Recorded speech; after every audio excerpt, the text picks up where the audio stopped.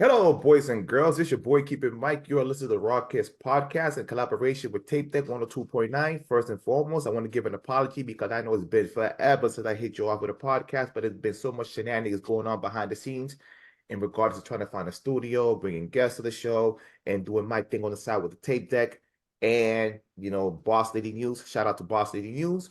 And I also got some upcoming projects coming up soon. I'm very, very excited. So this is going to be one hell of a year for 2024. I was supposed to start in January, but like I told you a couple of seconds ago, I had a lot going on.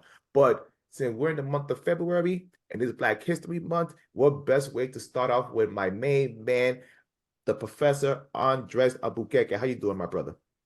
How you doing? Thank you for the I'm doing. opportunity.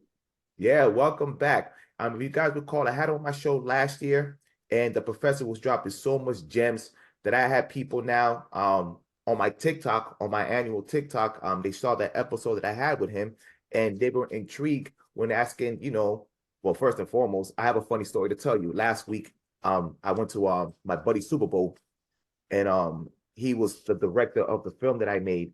And when I did the film, when I was in high school, everybody used to call me Cuban Mike, but he didn't know the nickname behind that. He just thought it was because, I'm either like the movie Scarface or because I like Cuban cigars or whatever the case was. So when he asked me, like, what's with the nickname? And I told him, look, I'm Cuban. That was last year when we were doing the movie. So when you see the movie, I drop a lot of hints, in regards to me being Cuban. So then once he found out that I was Cuban, he was like, the first thing he told me, like, I didn't know there was any Black Cubans in Cuba. So he thought they were all, yeah, he thought they were all like, and this is a Black guy. So he just didn't know. So where I live at, there's practically no Cubans around. And basically the only Cuban that they have here is me and my mother. So I broke it down to him, and because he's also a big fan of movies, I told him a whole bunch of Black actors that he didn't know they were Cuban. He thought they were Black American. And there's something about us that we don't look quote unquote Cuban, whether you're Black or white. There's something about the Cuban community. When they say we look Cuban, we either look too white or too Black or too something. They expect us to have some kind of Indian like thing skin with us. So it was very intriguing. So there was a whole bunch of questions that he asked me, and I try to answer the best of my abilities. But that's neither here nor there. I'm here with the professor today, and we're gonna drop a whole bunch of gems for y'all. I had him last year, and it's 1 year anniversary later. I have him back on the show, and we're gonna try to drop as much gems as possible in regards to the history of Black Cubans. So class is in session. So again, how you doing, my good man? How's life treating you on the other side of Florida? Yeah, I'm down here almost at the tip of the peninsula. And the usual hectic activity, working all day. Then at night I have my show. So a Saturday, a Sunday is always welcome. And then we have this President's Day Sunday, where I of course will have the chance to reorganize and get ready. I have my show at night anyway, even though it's President's Day. And life keeps flowing. And can you please tell my audience the name of your show and where they could watch it at? I'm sorry, say that again. Can you tell my audience the name of your show that you had? My show. Okay, so I'm sorry. My show is Enfoque Ciudadano. It's in Spanish. It's a Spanish broadcast. Enfoque Ciudadano would be in English something like citizen's approach. I mean, the approach of the average citizen of this country or of any country as to what position each individual may have in today's world, which is very complex, which is, everybody says that about its time, but it's like a turning point.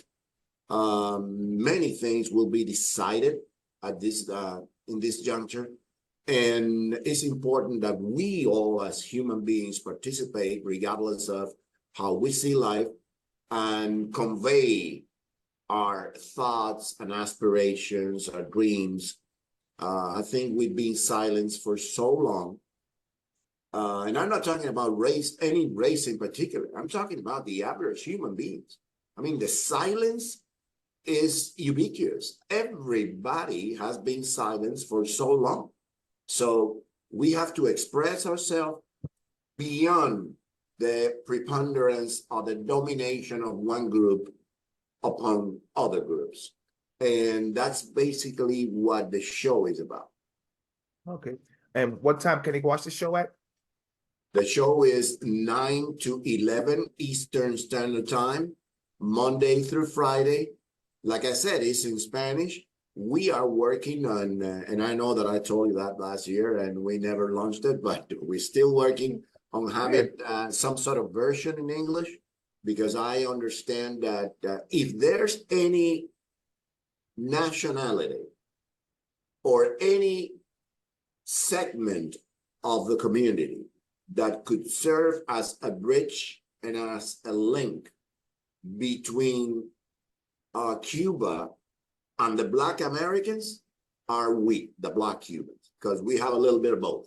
So we can understand one side and the other. We can mend fences where necessary, explain situations and motivations where necessary. And I think we are in a unique position to unite this community, because we're all average human beings, regardless of colors, race, nationality, where you were born. I mean, it's about time we just abandon and defeat the village mentality. Yeah, agree 100%. So I have I want to go back for a second, because I have a friend of mine. Well, I have two friends of mine. I have one that's Jamaican and one is Haitian, and they both had an interesting similarity that they have either a grandparent or a great parent or even a great grandparent that, for whatever reason, even though they were born in Haiti or Jamaica, somehow they ended up in Cuba. They ended up in Cuba, and then for whatever reason, either before or after the revolution, they went back.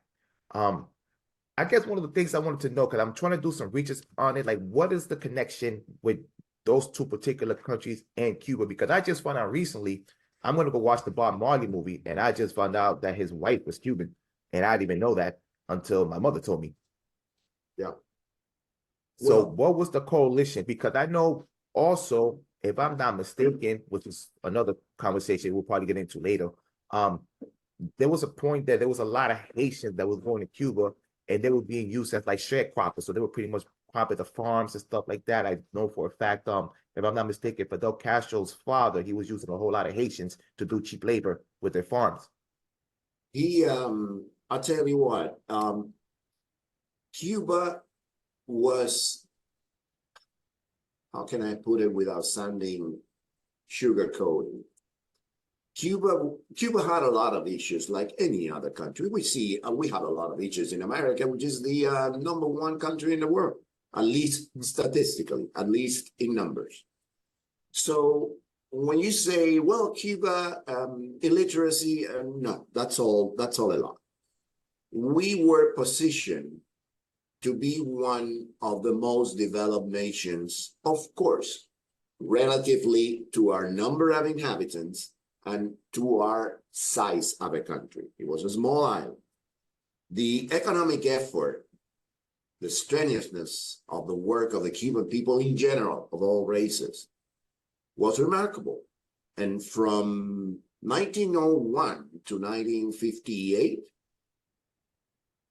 we made gigantic strides.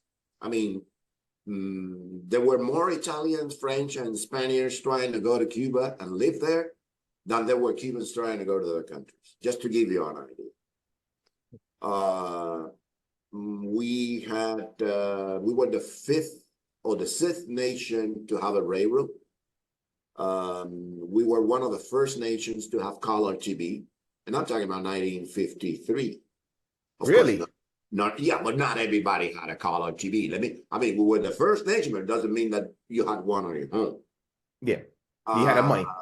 We had a lot of different schools, escuelas normales, where a lot of Cuban, especially girls, graduated and became teachers in the elementary and the junior high school level. I'm trying to translate and convert the names of the Cuban educational system to that of the US. So probably at some points the conversions are not that accurate, but I'll try my best. Mm-hmm. So yes, we had issues, we had problems, especially in the countryside, but it was a nation that was working. It was boiling, everything was moving. But we lack civility. We lack political maturity. We lack maturity as a nation, which is, by the way, something that happens in most Latin American countries. I always say that we needed a Calvin in our history. The moral concept, and I'm not talking moral about prejudices or you can be gay or not moral in the sense, morals in the sense of moral, in the sense of having a code, watching out for your interest, for your real interest, having a standard, an ethic, yardstick that would give you the quality of the nation in general. So we lack that. And that is what sooner or later ended up bringing us 1 and 2 and 3 dictators. But on the economic side, it was booming. Mm-hmm. So when they built the national road, Carretera Central, they had a lot of people from Yucatan in Mexico. A lot of people came from Jamaica. Then we built the railroad and we have a lot of people from Jamaica, from Haiti. I mean, these brothers came to Cuba looking for a better life. I mean, you usually don't migrate if you're not looking for something better. You don't go to a place where you know you're going to be worse off. I mean, it's only human nature. It doesn't mean that I agree with illegal immigration or anything like that. I'm just saying that moving from one place to the other responds to the urge, the need, or the desire of improving your living conditions, having a better life. Sometimes it works, sometimes it doesn't. But and I want to say something here. I am totally against the ghettos. I mean, the fact that all Haitians live together, that all the Somalians live together, I think that is counterproductive. I think there should be a mixture throughout the texture, and we should all live together. It's probably idealistic. I get it. But ghettos don't work.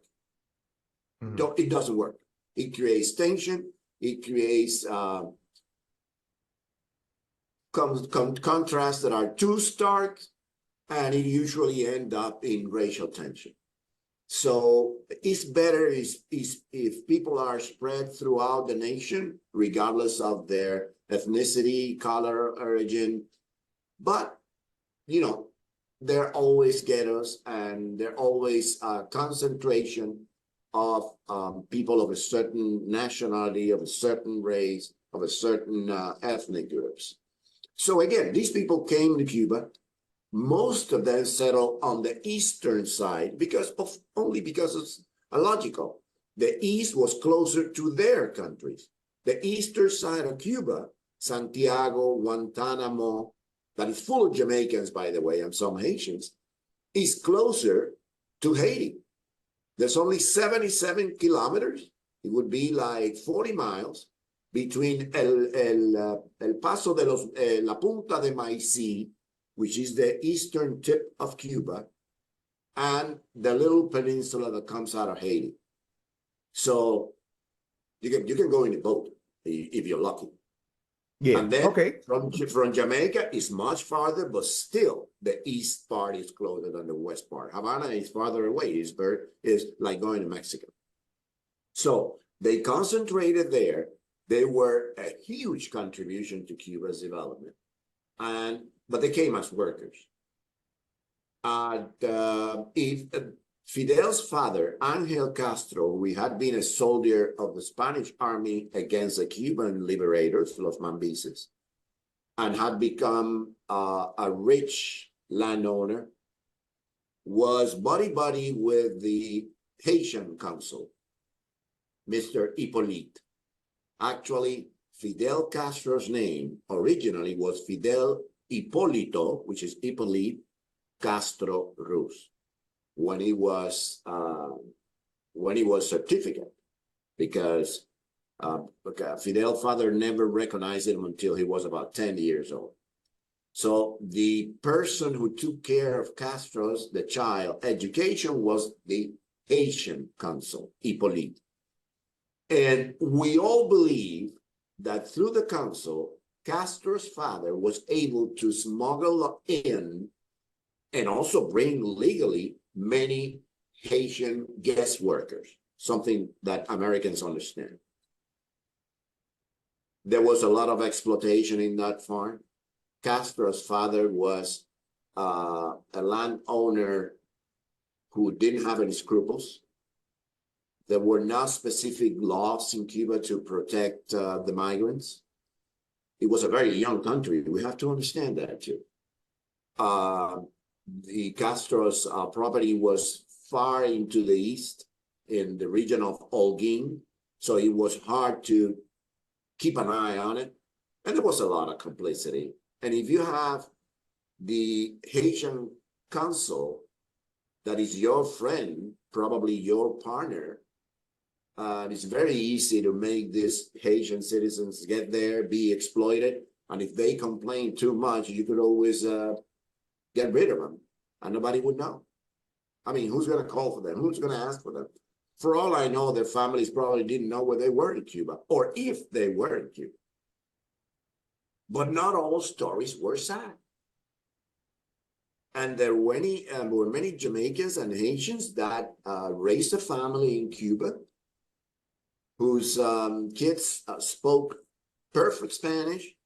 Some of them kept their native language, and community. They were not wealthy. They were not among the most prosperous community, with a few exceptions. There are some singers, there's some poets, there's some workers that made furniture or got to a higher level in the science of agriculture. So they were not engineers, but they were high-level technicians, and they could make a decent living. But usually they were on the poorer class of the social ladder in Cuba. Still, they made a big contribution. Some of them then migrated to Havana. Some of them mingled with the Cuban population. But the mixture indeed occurred, but it was not as widespread as I would have liked. Okay. Interesting. I want to piggyback on something that you mentioned about people living in segregated communities. I don't know if you know this, but Boston has the reputation, well, not reputation, it is probably the most segregated city as far as metropolitan cities, New York, California, Chicago, et cetera, et cetera. And it's funny because I have friends of mine that come from all parts of the country, and every time they come to Boston, the first thing they ask me, like, where are the people that are minority, either Hispanic or Black, where like the middle class community, because where they live at, they have a middle class Black community or Latino community. But when you come to Massachusetts, you're either on the poor side, or if you have some sort of like economical wealth or money, you have to move in to the suburbs with the white people. And it's been a situation that's been going on forever. And now with this thing called gentrification coming in, now they're kicking all those people out, and they're bringing, the white community to these Black neighborhoods again. And now they're forced to, go to other communities. So they're still trying to have conversation on how can we get like a mixture, or they can have their own thing.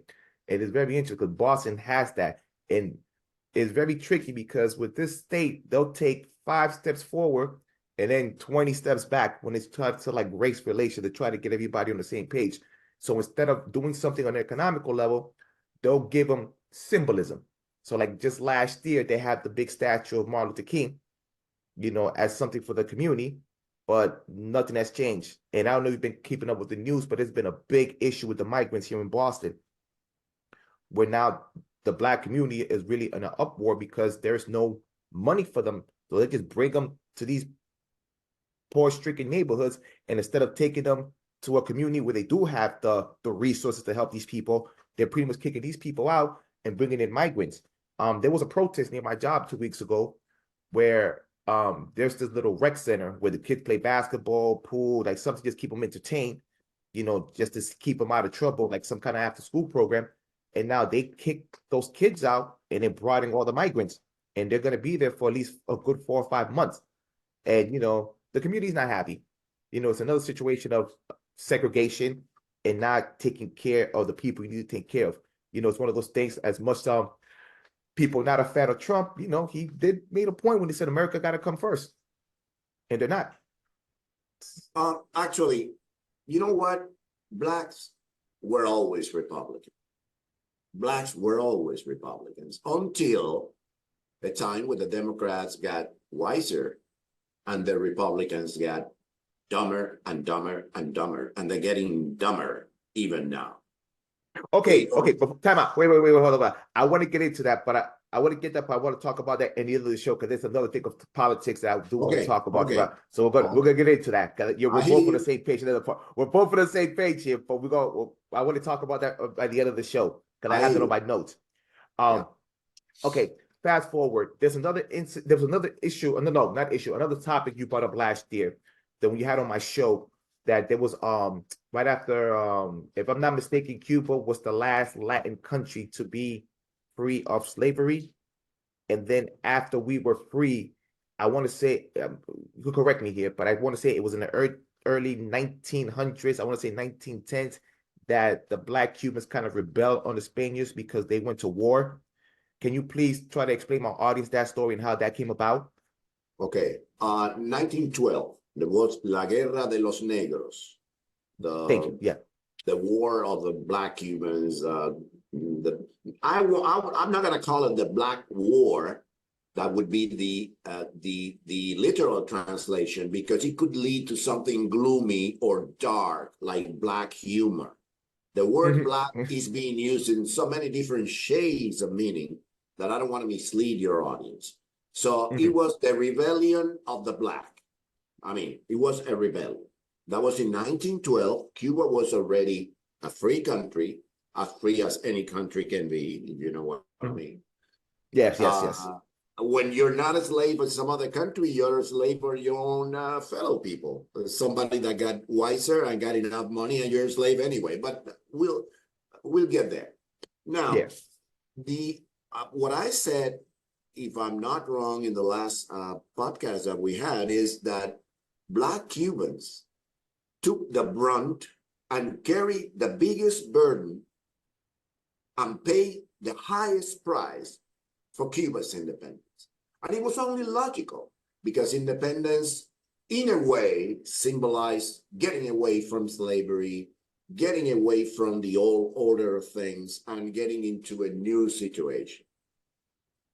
In La Manigua, that is, in the battlefield, there was a brotherhood that did not exist in any other part of Cuba. Actually, if you think of America, if there's a place where there's hardly any racism that we know of, is the Army. Because somebody, you put your life in somebody's hand, and those hands could happen to be of Chinese origin, Asian origin, of a black individual, a white individual. So in that case, even if you don't want to, there's a certain putting down of barriers, because your life depends on your next comrade in arms. So, and that comrade in arms could be black. Actually, there are many American blacks in the Army, because it's a way out of poverty. Let's be honest.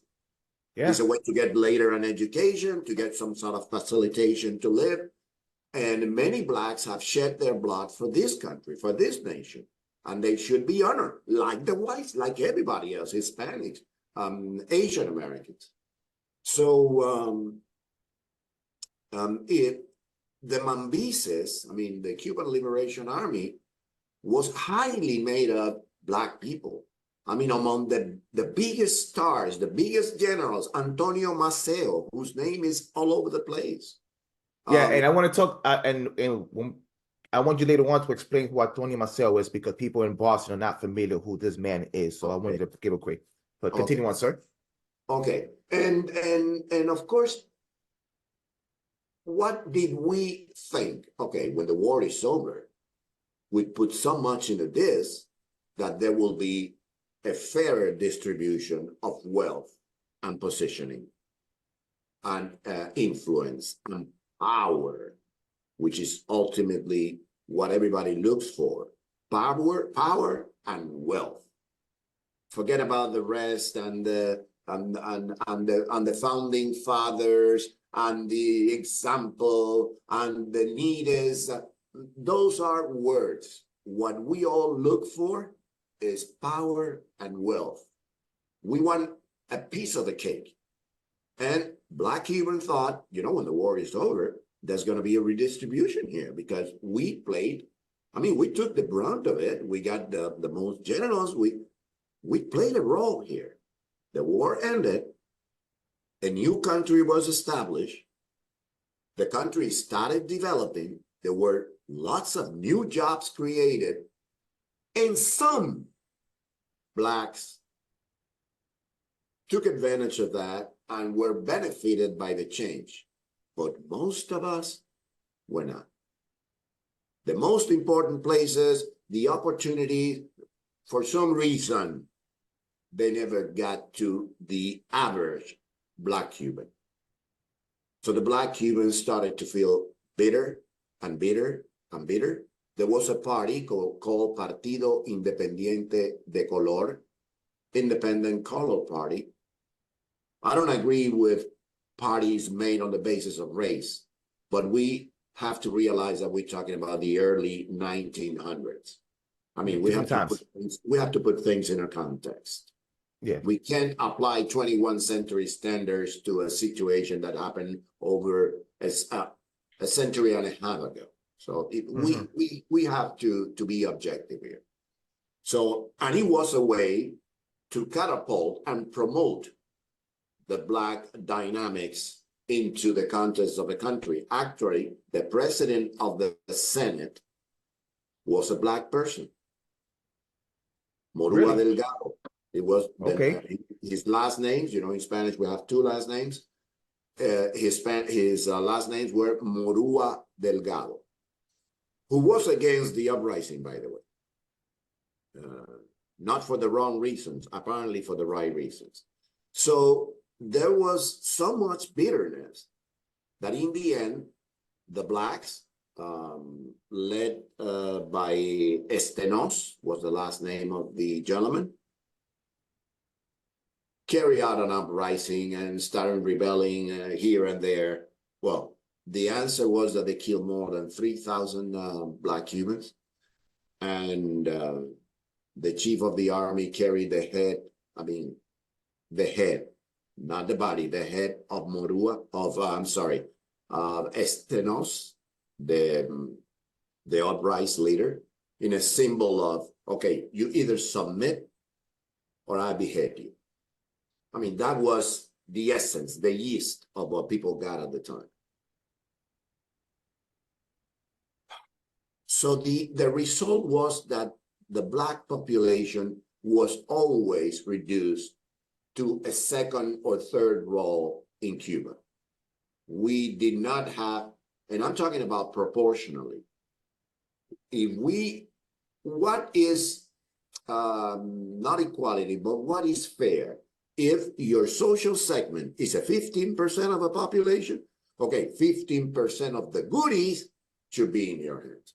Not 20, not 25, proportional to your population. And the same should happen with whites, but it didn't happen in Cuba. Was it like in America with laws, with restaurants for whites and restaurants for Blacks, water fountains for Blacks? And no. There was no legal foundation for for racial discrimination in Cuba. It was not like a Jim Crow law, something like that. It wasn't like that. No. Right. The police couldn't come and say, you cannot drink on that farm. No. Yeah. But there were some instances. There were some cities where blacks were not allowed in certain areas, in the main park. I mean, there were isolated episodes that the fact that they were isolated doesn't make it less evil and less inhumane. But it was not, sorry, it was not like in the United States. Cubans always mingle much more. And it goes to the foundations of the country. The Spaniards were more inclusive. They were not better. They were not more lenient. Colonialism is colonialism, whomever carries us out. But the Spaniards were more into mixing with the local population, even with the blacks, of course, under the table, under the wraps. That's why there's so many mulattoes in Cuba.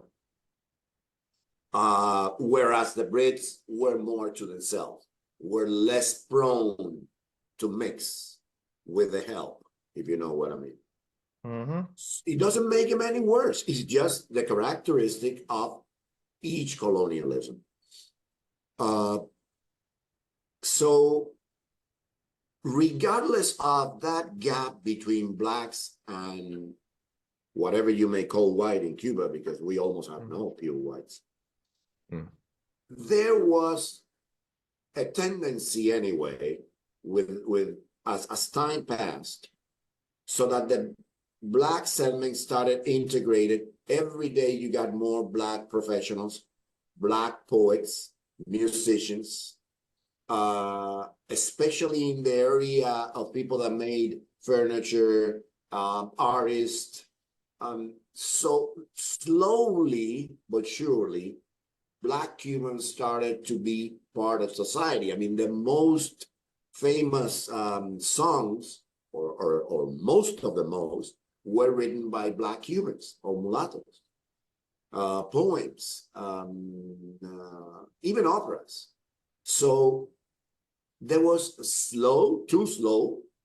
I mean, for my taste, it was too slow, but it did happen. There was a tendency of catching up. Actually, one of the richest Cubans was Ornedo, who was a mulatto. Ornedo was the owner of Teatro Blanquita. For those who have seen any picture of the Communist Party congresses and where American artists have performed, the Havana Jam took place in 1979 with Billy Joel, Rita Coolidge, Weather Report, Fania All-Stars. All of those folks came to Cuba in 79, and it happened in Karl Marx Theater. That theater actually is Teatro Blanquita, and it was built by Ornedo, a black man. Batista was mulatto too, half Cuban Indian, half white, but they call him a mulatto. He was not allowed to go to certain exclusive clubs, to Havana Yacht Club to be precise. They call him El Negro, and that's part of a hatred against Batista. I'm not saying he was a saint. I'm not defending his historical position, but I'm saying that a huge part of the hatred for Batista, of the lies of the 20,000 dead martyrs, which is not true, and so many other things, are based on racism. And it's important to say that, are based on racism. Again, the guy was no angel. I'm not saying that. I'm saying that everybody should have a fair judgment. Even if it is to condemn them, you have to be fair. So even though he was again, not to defend him, but even with his position of power, he did face some sort of prejudice because of the color of his skin. Absolutely. And he was a dictator, but the press kept having those cartoons about him being black, him being a monkey. And he never censored anything. I mean, try to do that with the Castros, and you'll see what happened. You go to jail. Yeah. And so he was subtle. the discrimination, a gap, an economic gap, a social gap existed. There's no doubt about it. Actually, sometimes, and you probably know what I'm coming from here, sometimes it's better that the rules are written and you know where you're standing than having this paternalistic, condescending way of life around you where there's no written law against you, but you know that you're not welcome if you go to some places. Yeah, you can go, but you would have to stand the stern scorning looks of the people that are in that venue. So I don't know. I'd rather, don't get me wrong. I don't want the Cuban history to be exactly like the American discrimination and blacks not being able to go to school. But I'm hyperbolically saying that sometimes it's better to know what you have in front of you than having a country that is not legally racist, but it is anyway. And all the jokes are about El Negrito.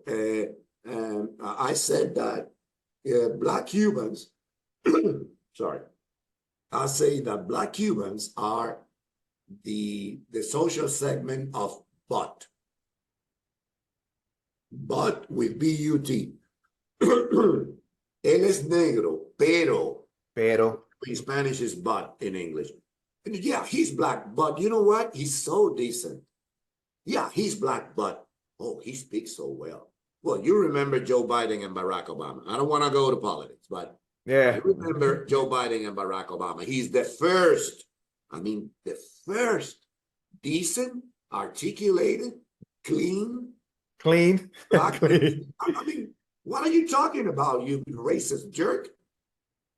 Yeah. So I'd rather have the things, I'd rather have my situation clearly stated to me than going into the hypocrisy of, no, we are all brothers and sisters. And then in actuality, there's some places that I know that I'm not welcome. There's some places that I can't afford because I don't have the opportunities to earn my keep. I'm not talking about coupons and things for free. I don't want that for the Black people in this country. I want a launching pad equal to the other launching pad where they can fight for their well-being. Then whether they're able or not, that's another story. That's a risk. That's capitalism. But at least give them a fair starting point. That's all. That's all I'm talking about. So it was a complex situation, Michael. It's hard to put in words. There was racism, but it wasn't institutional.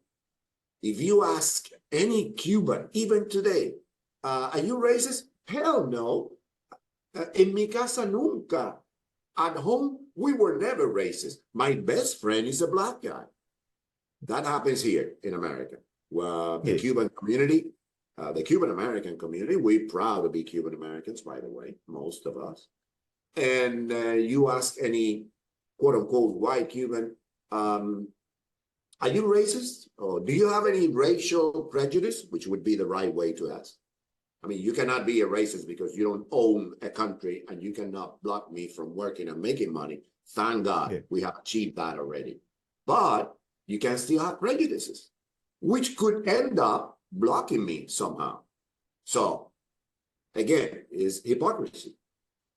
And then you ask him, they would say, hell no, I'm no racist. My best friend in Cuba was a black guy. And then you ask him, and where is he? Oh, he's there. He's back in Cuba. Oh, I thought he was your brother. Why didn't you bring him along? Yeah. It could have an answer, as I said in my previous program. Well, you know what? When I decided to fight for my rights and to take back what Castro took away from me, my black brother abandoned me. I became a miliciano, a militiaman. That's the other part, Michael. We have to be fair. Many black Cubans, and we had that show with Grecia, La Bruja. We had that show. Shout out to Grecia. Yeah, many black Cubans were seduced and lured by Castro's witchcraft and were believed that they could have a better standing and a higher role in a socialist Cuba, only to realize that it was the same racism, and even worse because it couldn't be faced, it couldn't be fought. You couldn't say that there was racism. And in the end, we were part of it, of the average Cubans, and we were discriminated against. We were submitted to absolute poverty, like the Cuban people are submitted now, and it didn't work. So there was, to me, that was a betrayal. As much as what happened to us between the liberation from Spain and the arrival of dictator Castro was a betrayal to the Black community. The way we Blacks, and I'm talking about average people, that were Blacks that did not join Castro and came over to the States immediately, or that died in prison or died fighting for their rights. I'm talking about the average population. As Blacks, we decided to follow the dream lured at us by Castro, tossed at us by Castro, and that was a betrayal. But it's complex. It's, you know what? I have a lot of friends, a lot of Black Cuban friends that I respect. And when I say this, they call me very respectfully and tell me, you know what? We can't talk down on Black Cubans because it's a complex situation. I said, okay, wait a minute. I know it's very complex. Everything dealing with human beings is complex. We are complex. Do you want something more complex than the human body and the human metabolism? Where you convert a piece of bread to shit? Yeah. There's It's nothing more complex. complex than that. It's very complex. There's Very nothing complex. more complex than that. But Yeah. we cannot wield the sword of complexity when it's convenient to us. Because by the same token, you could say that, yeah, the white part of the Cubans betrayed the Black part during the Republic, but it's very complex. It was a complex, and it was. And it was. So if we admit complexity of the issue in question as an alibi, we will never solve anything in this world. No matter how complex we are, God made us to solve the complex problems, not the easy ones. And it is impending on us to be able to meet the challenges, whichever they are, and solve them and jump over the hurdles. So what's good for the geese is good for the gander. We were betrayed, and during Castro, we betrayed our white brethren. Whatever white means in the Cuban population, you know that that's not easy to do. Yeah. I am mortified. We could be talking about this for days. And it's important that especially the Black American community realizes that telling the truth, admitting what actually happened, and trying to be objective has nothing to do with blaming a segment of the community. Blame is the easiest way out. I'm not blaming anybody because I wasn't there. I'm not blaming per se. What we have to do first and foremost is try to analyze, see from all possible perspectives, approach the issue from as many angles as possible. That doesn't mean to be skeptical. It means to be admitting to put your own convictions in judgment. I mean, it's like you buy a pair of shoes that are too small because they were so cool, man. You want it. Okay, you know what? I'll take it. And you go to with your wife, your girlfriend, your friends somewhere. Oh my God, half an hour into and your toe is killing you and your feet hurt. And you can't blame anybody. You bought the shoe. You wanted to wear those shoes and you were irresponsible. Yeah. Do I mean that you have to blame yourself? No. There's an entire social pattern, aesthetic panel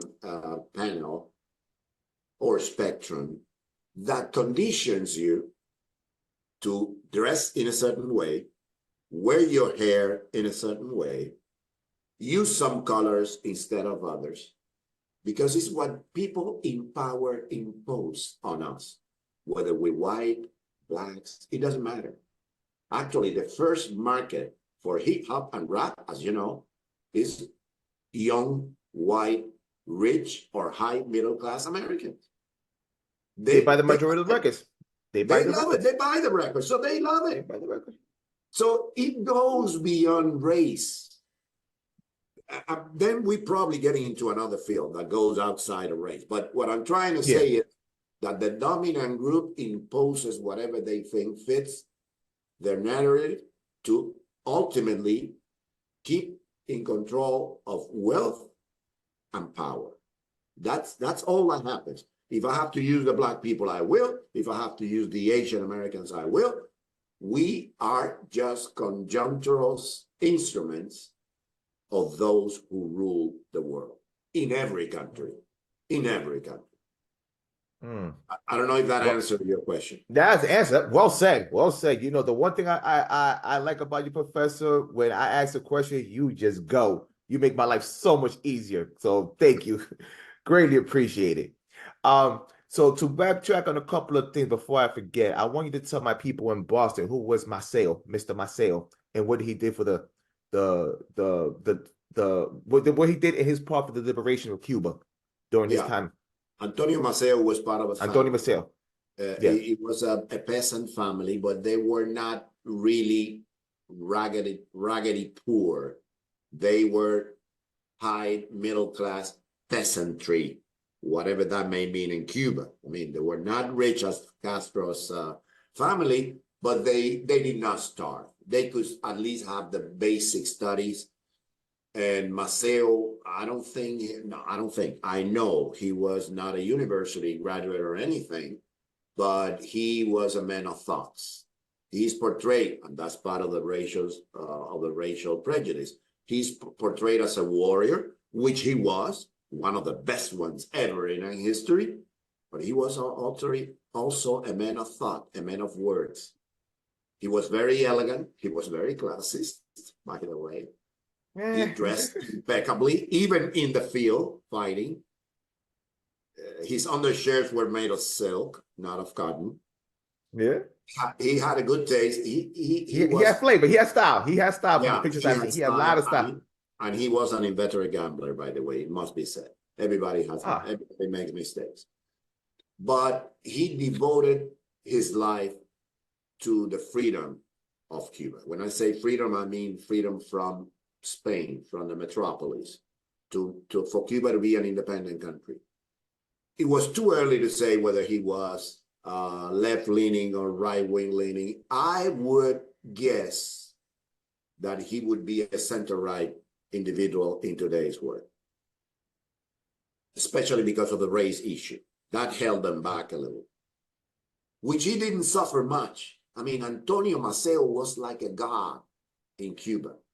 For white Cubans, black Cubans, all Cubans, when you say Maceo, they don't see race there.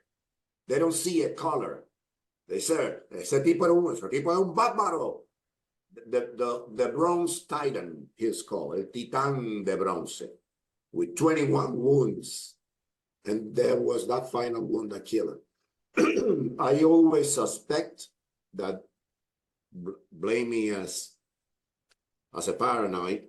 The fact that I'm paranoid doesn't mean they're not following me, but anyway.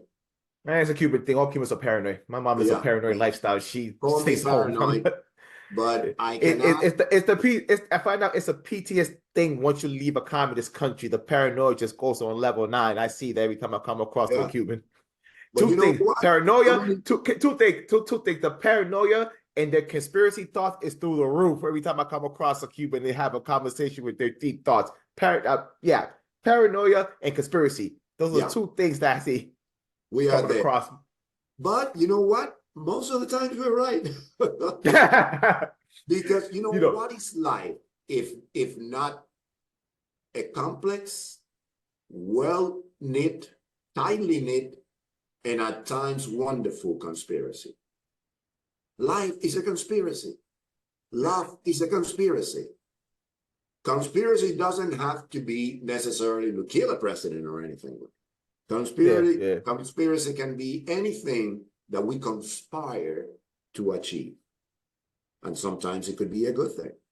Most times it is not. And I realize that it's given a negative meaning, which I mean it in the negative. Yeah, I may be a little paranoid, but I can avoid to think that when Antonio Maceo, I mean, he had 21 wounds and was never killed. And there was this one wound that killed him. It was when he was going back from Pinar del Rio. He had carried the invasion and he was coming back to Havana. What would have happened if Antonio Maceo had reached Havana? We don't know. Probably for all the brethrenry and the brotherhood that exists in La Manigua, the powers that be did not want a black in Havana liberating the country. No. You know what? Probably some people say Maceo would have never made it in Havana. The Spaniards would have killed him. They have a point. They have a point. We didn't win the war. It was a stalemate. We didn't win the war. Americans got there and made it easier for us. Okay, before you get to that part, I want to block you for a second, so I want you to hold that thought. I remember I saw something, or something about the documentary. It'll come back to me in a second. But when America got involved, it became like a weird shit show because like they helped us, but they kind of segregated us because there was a point that blacks and the Spaniards, we did get along because they had one cause, and that was to beat the Spaniards. So there was a thing like, okay, I respect you, you respect me, and then if we get down the middle, we could be friends and have some kind of thing. And America got involved, and they saw there was some kind of conglomerate, and they said, no, we can't have this. They need to be over here, and you need to be over there, which also makes me think that's why the war in 1912 also happened, because they were supposed to be an allegiance, some kind of allyship, and America got involved, and they said, no, we cannot have this because they brought their racist ideology to Cuba. Not to say there wasn't racism behind it, but they intensified it. Okay, hold up. The name of the show was called Black in Latin America. They had an episode on Cuba. Okay, I remember that. It's a good point that you're making. It's a good point that you're making there. I'm not a historian. Let's be clear about that before we go on. Now, the Americans came at the end of the 19th century, beginning of the 20th. They defeated the Spaniards. They liberated Cuba, and for a while, we were not a colony, but we were a submitted nation. That after a few years, we became fully independent. Okay. It's only logical that is a country where racism exists, conquers another one. Those thoughts, those prejudices have to be transferred somehow. So, of course, there had to have been some influence of the American domination upon the Cubans at the time. There had to be. The American establishment probably didn't like a well-knit racial integration in Cuba. It was only 90 miles away. Who knows what they had in their mind? I'm not prepared to say, come on, don't blame the Americans. It's all a Cuban evilness. No. You made a point there, and I'm open to it. I'm open to it. However, even though the domination, the penetration of the American way of life was pattern, existed in Cuba, Cubans, let me see how I put it that it conveys an objective meaning. Cubans did not totally succumb to America's domination. we were heavily influenced, but we were not deleted. I don't know if I can get my point across. I got you. I got you. And Like, I don't think the Americans wanted to delete the Cuban nationality. Remember, we could have become an associated state like Puerto Rico. We could have become a colony. So many Cubans wanted to be another state of the United States, and the Americans refused. So did they refuse because they're good people? And no. For some reason, at that point, the powers that be did not see the association with Cuba as convenient to their basic interests. Let me put it that way. Remember, it's all power and wealth. So they thought it was better to have a staunch ally down south, only 90 miles away from Key West, some open market of a population that was growing, demanding, and increasing its purchasing power, and an example of freedom. Am I prepared to get them into our nation? For some reason, they were not.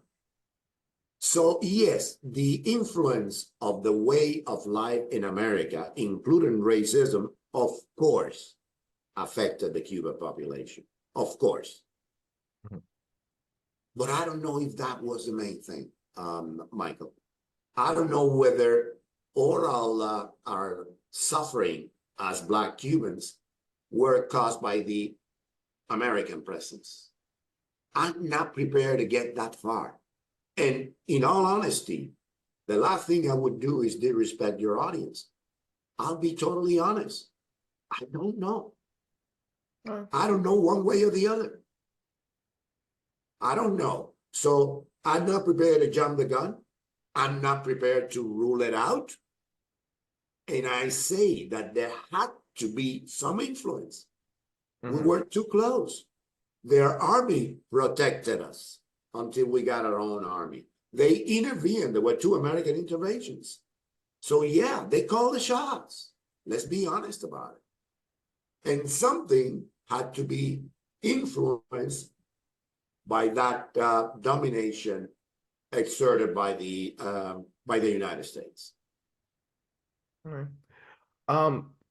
Okay, one of the things that I want to speak upon, which the more I get to find out about the history of Cuba, is something I had on my first episode when I had a panel full of like Black Cubans telling their stories. And I just found out recently, getting to my other side of the family, is in regards to like Black Cubans having their own thing, especially after the War of 1912, because the perception that which I really, really hate, that Castro gave to the art to the world, was us, the Black Cubans. We were just like some people that were like living under the gutter. We were just a whole bunch of worthless people and had nothing. He came and saved us from the evil American imperialism or whatever the case it was, and he gave us food. It was like he was the Robin Hood. And then, I had an episode with Gracia when she was telling me about her family, how they own property, they own farm, they had their own business. I just found out my family that owned a whole bunch of clubs, farm, business. Like there was actually some sort of like Black establishment. I don't know if I want to say wealth loosely, but we had our own, our own property, our own farm.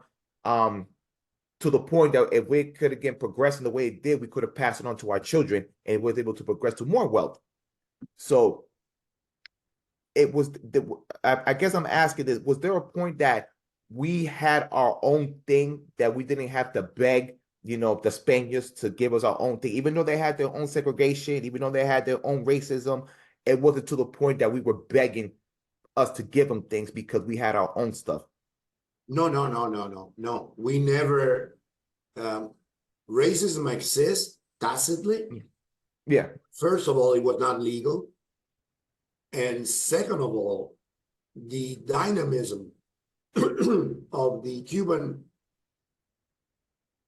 relations of production at the time of the Republic, that is 1901 to 1958, almost 1959, were so, I mean, they were so dynamic that it organically needed every Cuban to be part of it. It couldn't afford to discriminate on blacks, or it needed every Cuban. Of course, if you were black, you had it more difficult. If you were black or Chinese, you had to be prepared for jokes made on you, for insinuations. Yeah, you for the butt. Yeah, he's black, but you know he's so decent. He takes a shower every day. I mean, yeah. He brushes his teeth. Yeah, you had to be ready to that paternalistic. Yeah, you had to be ready. Uh, But you didn't. uh, We were not banging on the white people's door asking for food. No, no. Now, by the same token, the highest percentage of poor people were black, proportionally speaking. That yeah. is correct. And was it unfair? Of course it was unfair. Were there prejudices? Many, and there still are within the Cuban American community here today. Mm-hmm. And do I like it? Of course not. Of course not. So I don't want your audience to believe that I'm trying to sugarcoat history, because I'm not. I'm just Oh, we're not trying here to. for that. There's no sugarcoating this show right here. I just Raw want and to put it in uncut. the right perspective. Yeah. And of course, I want to do away with the lies of the Castro regime and his allies in America and the West, who keep parroting the same slogans that have no bear in reality. No. And as we went along, we were starting to get more and more and more a significant part of the Cuban economy. In Helmo, they had the best shoes in Cuba. That factory, that industry was owned by a black man. There were so many. Los Cabreras, another shoe empire.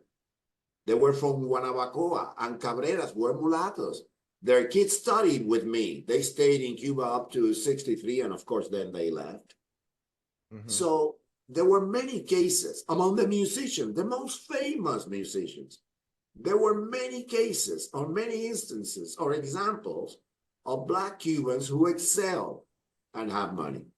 Again, it was not proportional to the segment of the population that we were. It was not yet. It would probably have never been. I don't know.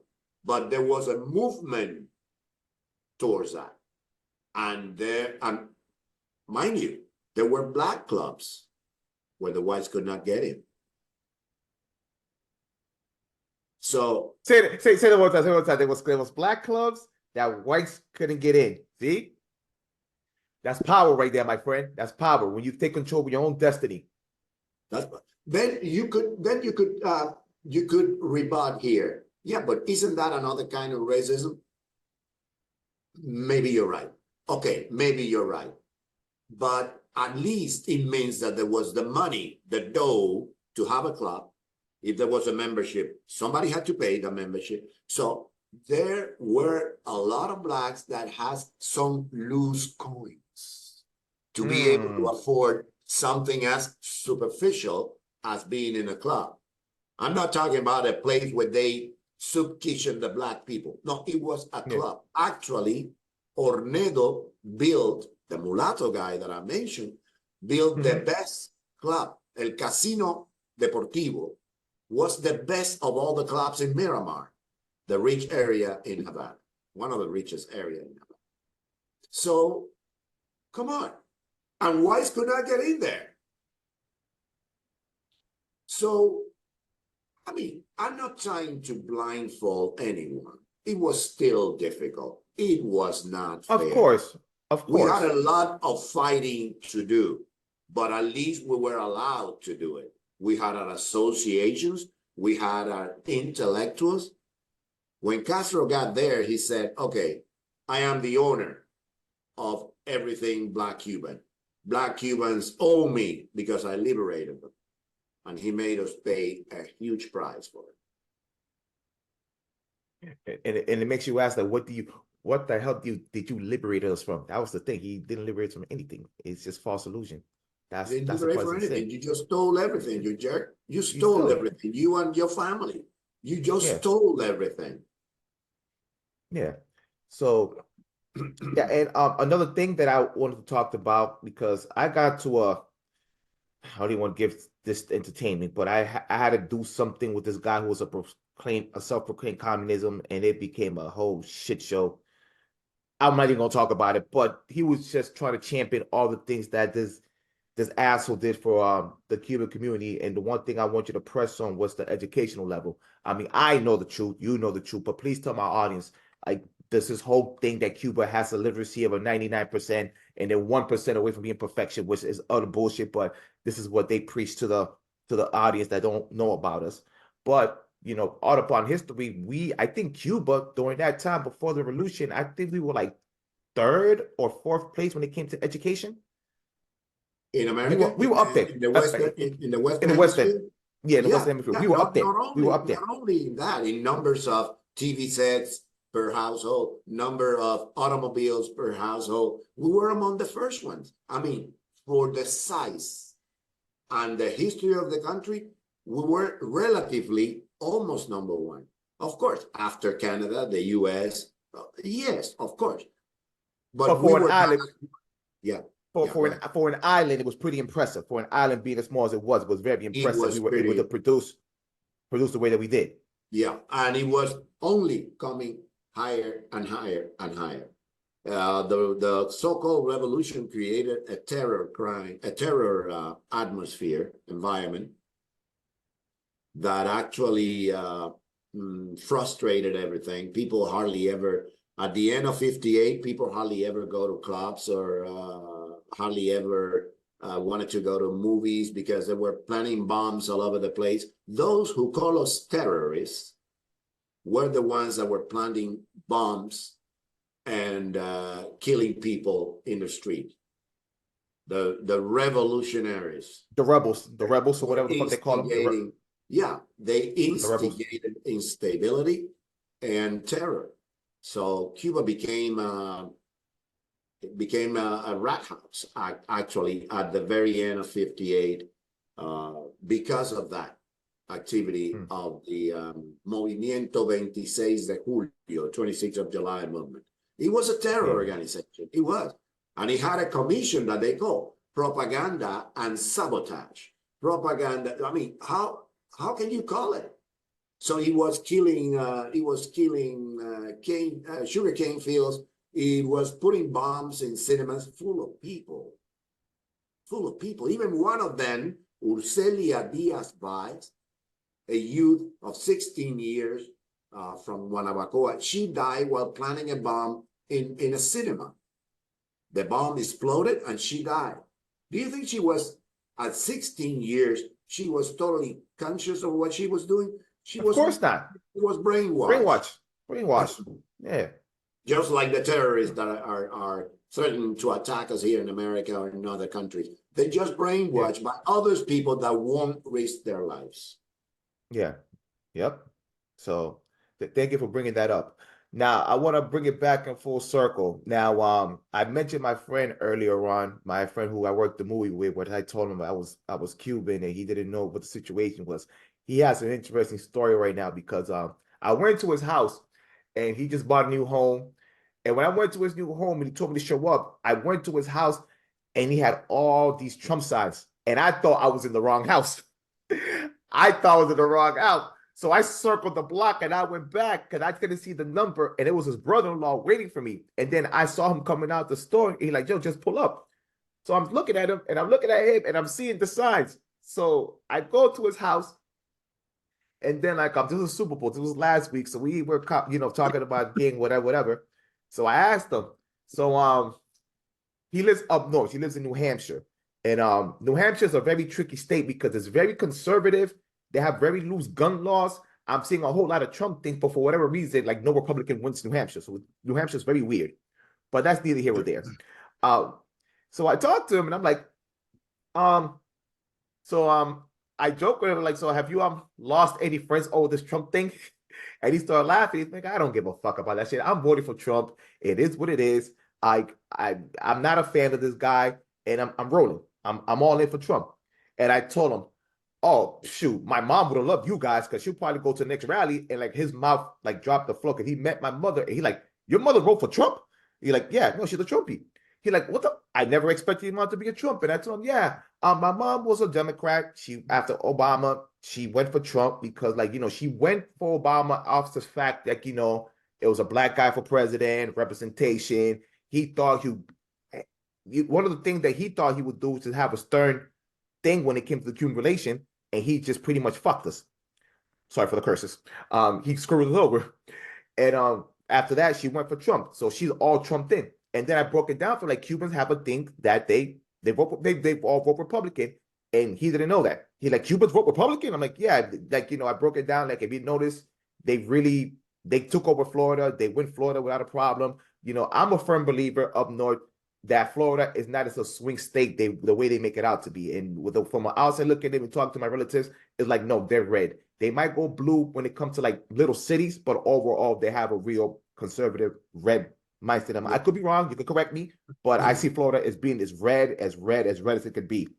Yeah. So I told them, yeah, Cubans, they vote Republican, and it was like I didn't get into. I pretty much gave like a 2-minute thing because we were watching the game. I was like, I'll tell you about it next week when I go to your house.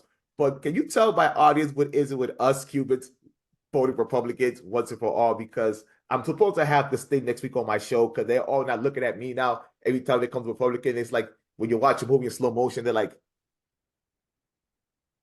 this guy right here. So can you tell the audience what is with us voting Republican and why? Because if I'm not mistaken, they used to be they used to vote Democratic until I want to say the Carter years. I probably want to say after 79, 80, they started going real conservative.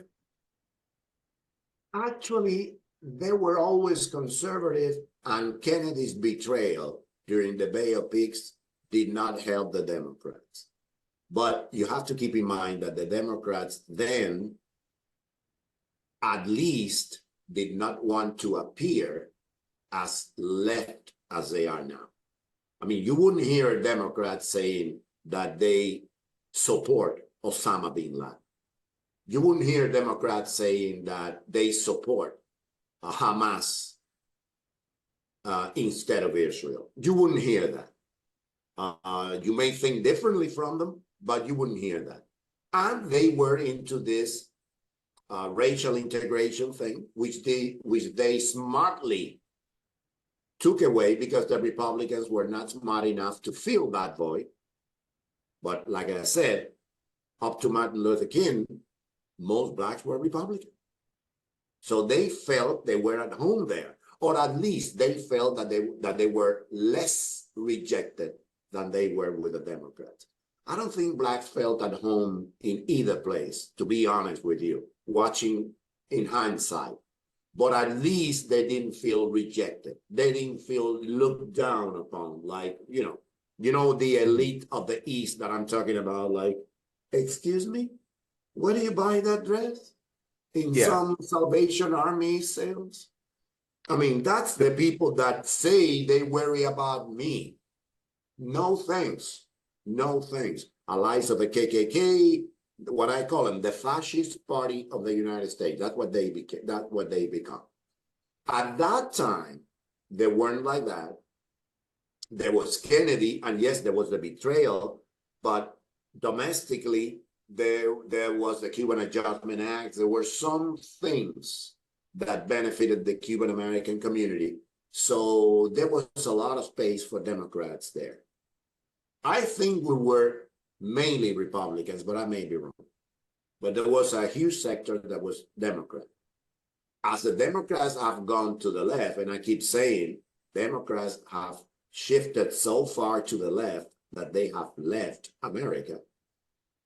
They started losing support among the Cubans. Because, I mean, how can you convince me that I have to vote for not helping Israel and support the Hamas and don't say anything about the Hamas butchery that they carried out on October 7th of last year? How can you convince me to not support somebody like Milei in Argentina? I understand it's too early. Probably he fucks up later on. I don't know. I'll be the first to condemn him, but at least give him a chance. I think 50 years of Peronism is too much. So how can you support a party that is not prepared to condemn socialism and is not prepared to condemn the Cuban regime? How can you support somebody like Ilhan Omar or Cory Bush Or or Barbara any Lee, Barbara Lee, Barbara Jen Lee? McGovern, Bernie Sanders. I mean, How can you support that? So yeah, they talk a lot about the people, but they don't care about the people. Maxine Waters doesn't live in the district that she represents.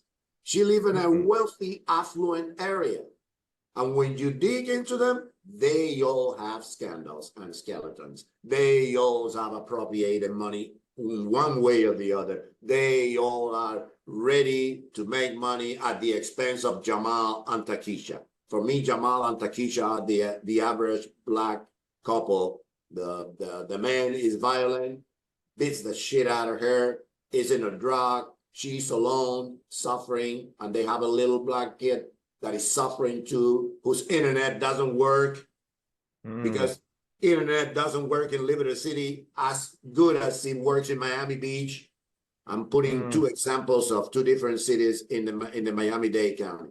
Don't come to me with that equality shit, because when you get to the black neighborhood, you immediately realize where you are.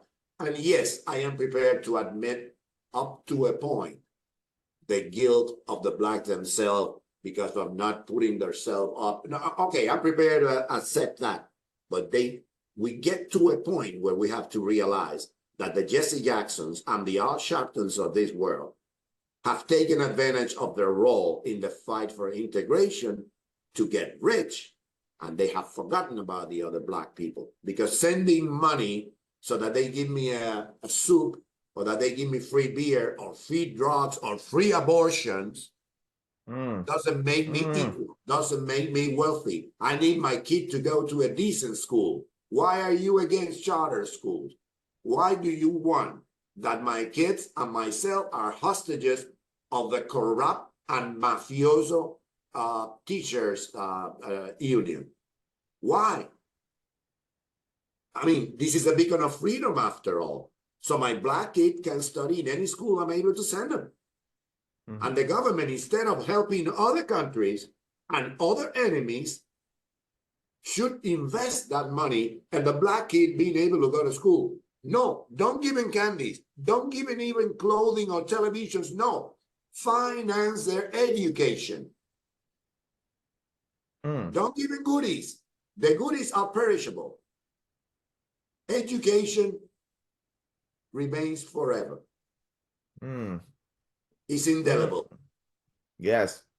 Amen to that. And like you said earlier on, black people, what's the one looking for? Black people pretty much deep inside, they're, as much as they vote liberal, they're really Republican.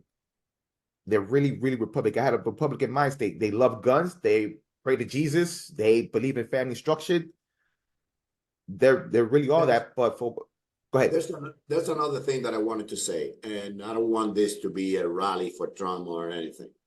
I have a very critical vision of Donald Trump. I've always had it since he was just a millionaire. I've always had a very critical vision of the Donald, as they used to call it, when he was friends of all blacks. When all blacks came and extended their hands to get some sort of financing from the guy. The pictures are there, Michael. They won't let me lie. They're there. He's there They're with there. all the boxers. He's there with the rappers. He's there with everybody. He's Civil there rights with leaders. Al Sharpton and Jesse Jackson that are Jesse thanking Jackson him for his contribution. Was that hypocritical? Was that a PR stunt? Maybe. Am I giving a blind check to Donald Trump saying that he's no racist? No, I don't know the guy. So I'm not prepared to say that he's not racist.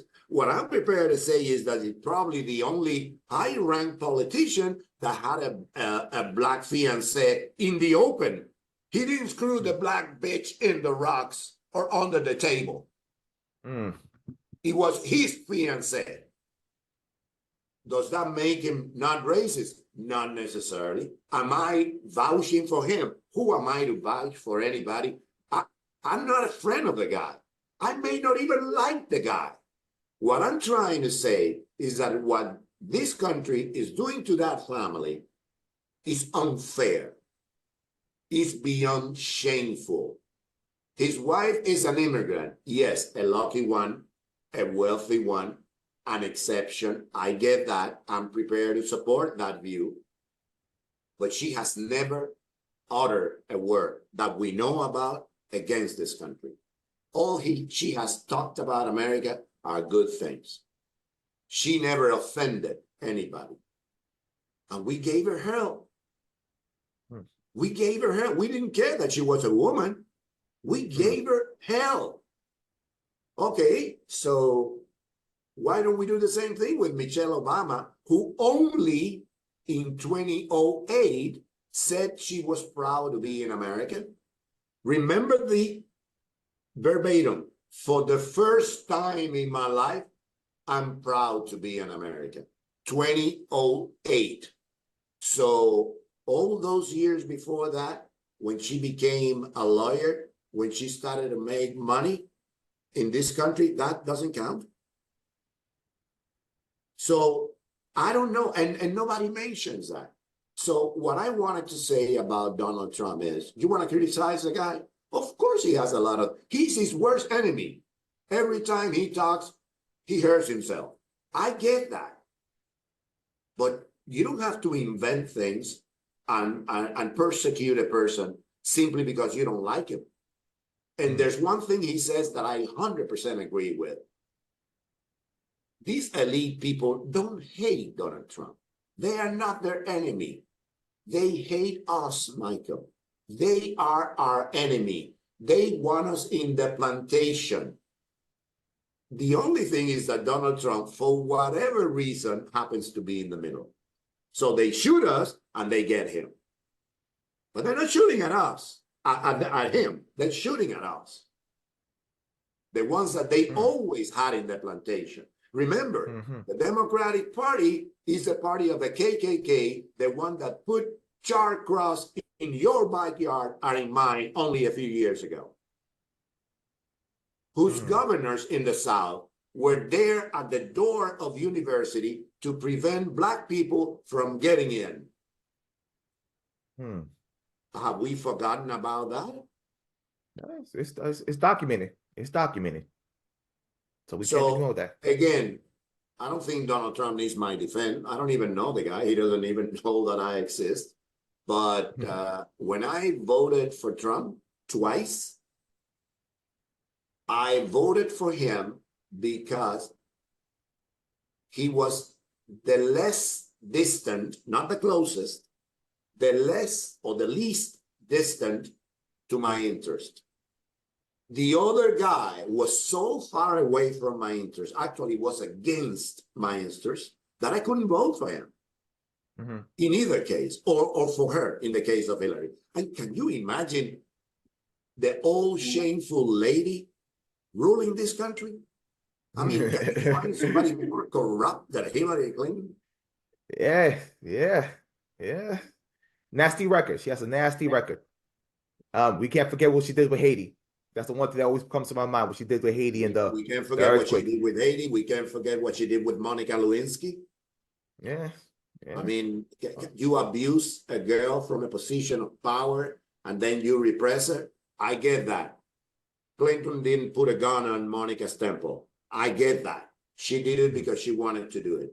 It's easy to say that. It's easy to say that when you're in a position of power and you have an intern who's in the prime of youth and all these illusions, and come on. And I'm not talking about the affair. Anybody can slip. It's only human. But what happened after that, the repression, the deleting of a human being, the demonization of Lewinsky. Come on, man. Come on. Yeah. Wow. So yeah, man, that's a whole lot of gems, man. In conclusion, what's up next for the professor? Well, What do you got? I'm gonna keep on doing my show. I hope I can get this show in English too with some people and do some interviews. I hope to do the crossover, which would only help the show, help the channel, and make it self-sufficient, being able to make money and improve, which is what everybody needs to do when you're in this business, as you perfectly know. And keep fighting for freedom in America, because we're losing it. Keep fighting for freedom in Cuba, to the best of my knowledge, with what I can do, which is have my show and make people think. I always tell my audience, yeah, I'm a right-wing person, and I'm proud of that. I don't have to deny that. Blacks have always been conservatives. Probably conservatives is not the right word to use, but let me get in tune with the regular jargon. Blacks have always been pro-family, conservative, pro-values, pro-American.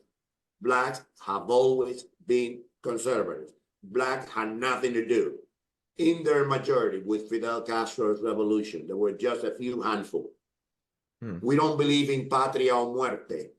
No, we believe in patria y vida, patria y libertad, patria y gozadera. I mean, motherland and happiness, motherland and enjoying, motherland and folliness. We don't believe in motherland or death. Death is not an option in God's land. God did not make us to give a life for something, made us to enjoy our lives to the fullest. So if you're prepared to, that's why they hate religious people too, man. That's why they're trying to do away with religion. They'd rather have a Muslim than have a Christian some places. And I'm not trying to offend my Muslim brethren, but I'm just speaking the truth here. They'd rather have an alien religion than cultivate their own, because their own religion contradicts and kills the narrative. So it's, you know what, Michael, it's very complex. When people, sometimes I come across people that say, you know what you say makes sense. I'm prepared to take 1 or 2 points out of that, but there are some other points where I don't agree. And I said, welcome to the club. If you talk to me, there will be a few things that I agree with and some other things that I don't agree with, but that doesn't mean that we cannot talk, that we cannot think. And based on what you said, I go to Google or whatever platform or any books and search and see whether you lied or not, or you do the same to me. The objective of my show is make people think. Yes, it comes from a right-wing perspective, proudly so. But you've probably seen some of my shows. I have no qualms criticizing my own side. Yeah, I mean, I've seen it. I spend more time lambasting the Republicans than I do lambasting the Democrats. So I'm here. When they say, whose side are you on? I said, on yours and mine. But what about Republicans and Democrats? They're just tools. They are just tools. You know, these little river stones that you put to weigh the current and get to the other bank? Those are the parties, the ideology, and the politicians. Little stones that we step on to get to the other bank, and not the other way around. I'm not prepared to put a politician on my head and go under the stream and drown. That's not what God made me for. God made me for utilizing them to achieve my happiness, my freedom. So the moment you start idealizing and sugarcoating a politician, you're going against God. You're going against yourself. You shouldn't be a thought of any or a minion of anyone but you. And that's basically what happens in today's political discussions. It comes to a point that some people are not ready to accept that Trump has done something good, as it comes to a point where people cannot accept that probably Obama at one point did something that, oh, he killed Osama bin Laden. Oh, no, no. You know what? There must be something that, come on, man. Don't waste your time. If the guy did something, yeah, he was forced to do it. He had to do it. Given the chance of choosing, he probably wouldn't have done it. But the fact is that he did it. I'm not Freud. I'm not a psychoanalyst. I can second guess my enemy when I don't second guess my friend. So whatever good thing can come for America, I welcome it. It's the other side that is not recognizing anything we do and is calling us MAGA, MAGA. So what's wrong with MAGA? What's wrong with making America great again? What's wrong with that? I mean, I am a MAGA, but you're a pro-Chinese corrupt MF. That's what you are. I mean, come on. You take money from China and you keep telling me MAGA? Come on. Oh man, listen, man.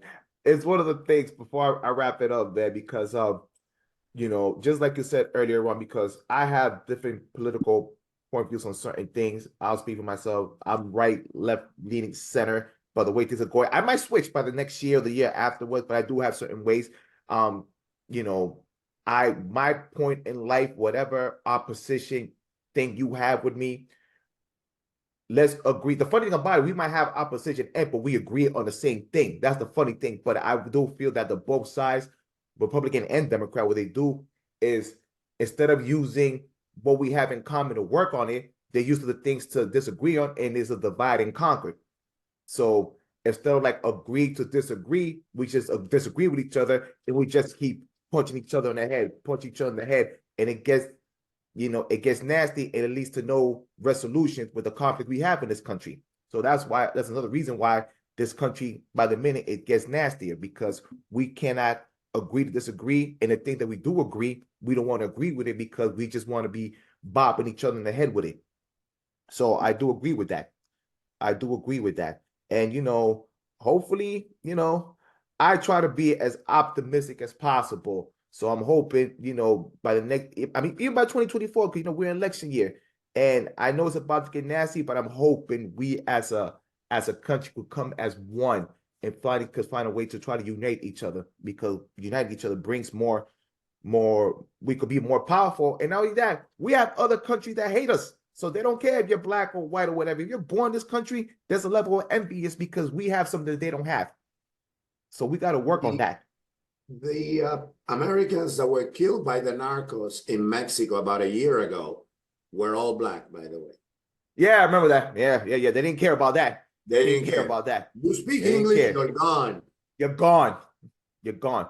And if you speak English, not only you're gone, you're getting robbed also. You're getting robbed and killed. Yeah. So they don't look at your color. They kill you because they hate whatever comes from this country. For some reason, this country is the beacon for so many, but it's also an object of hatred for so many others that want to keep the cookie jar. They want to keep in control of wealth and power. That is all. That's all it is. Wealth and power. And then all that other goofy stuff is just try to like separate us. Agree with it 100%. That's correct. So, Professor, you had fun today? You had fun today on this lovely Saturday? I always have fun when I can share and hear and get questions that may be uncomfortable. I think it's good for your brain. Yeah, man. So I'm gonna let this episode out, and I know after this it's gonna be a goodie, because when I had you last year, it was definitely a goodie. I had it on my radio station, and I had it, so there was, you know, it's like it's kind of weird, because I feel as though I've been held into a certain standard to be like the Cuban guy, to have all the answers what goes on in Cuba, which I don't mind answering because I try to answer as best of my ability, but it's kind of gets kind of wacky because, mind you, I wasn't even born there. I just got parents that's from there, and I have friends. And because of this thing, they just threw in my face that I became an activist. And I'm not even a fan of that word, but everybody can say you're an activist because the things you've been doing, the things you've been posting, the rallies you've been going to, and the networking you've been doing with other people. And I mean, I don't mind taking that task, but at the same time, it gets a little like, whoa, a little bit, what's what I'm looking for? It becomes a bit too much because I don't know how to handle it. but I try to answer things to the best of my ability. But when I don't, I got people such as yourself at the show, and they could try to help me out with the situation. I could have Gracie, I could have other people in Florida to help me get to the nitty gritty. So again, like I said, when I spoke to you last year, I mean, I followed you back in 2019, 2020, and my mother always kept, she was seeing your platform, and she was like, look, this guy is amazing. You got to hear this man talk. And I watched it. I was intrigued, and it became a witch hunt. It took me a year to try to find you. Let me ask you something. Let me remind you of something. Probably you're not aware of, but I noticed.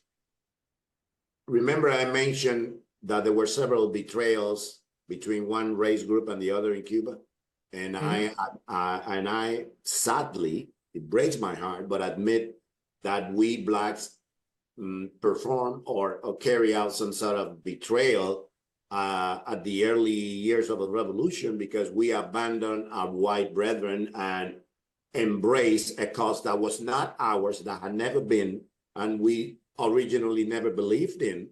So Yeah. we went along, play along. Okay, you wouldn't believe it, but the only place where you will hear that is in my show. A black guy, a black Cuban. White Cubans do not object with that response. They are scared shitless of racial argument.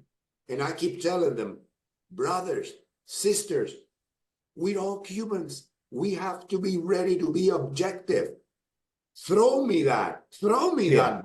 I'm here to play with that. They won't do it. It's funny. It's probably guilt complex or something. They won't say it. Yeah. It's now that's a complex situation to deal with too, because you have white Americans that kind of have that situation too, because they do have a lot of things to ask about racism, but they don't know how to come across it or ask, because they're afraid they might be labeled as racist or the aggressive what comes to my end. So I get it. But again, it's one of those things you gotta it's like baby food. You gotta slowly gotta give it to them for them to come to have that honest, because we need to have a real honest discussion on both ends. We need to have it. We just can't, in your words, you can't sugarcoat the shit. You gotta face it and be upfront and have a real objective or subjective, honest conversation when it comes to this particular topic. And we can't be afraid. So yes, but yes, Professor, again, 1,000 thank you. I know you're a busy man. You got a lot going on your plate. Thank you for taking your time with your busy schedule and rocking out with me today. Let's do it again next year for another Black History Month when it comes to Cuba. And there'll probably be another 100 more questions that my audience is gonna ask me, and I'll get you prepared for February. And thank you very much. when you get that crossover thing, I hope I get that call. I want that call for the crossover thing. No, you're one of the names I got on my my list. yes. I have a lot to say. But yes, man. Yes, ladies and gentlemen, this is your boy Cuban Mike. You've been listening to the Ruckus podcast in collaboration with 102.9 Take Deck. And class has been in session with the Professor Andres Alburquerque. You can catch him Monday to Fridays, 9 o'clock, YouTube. 9 p.m. to 11 p.m. To 11 o'clock. And the name of the show is called what again? Enfoque Ciudadano. Exactly. Or so you catch that on. If they do YouTube, Andres Alburquerque, they'll find me there.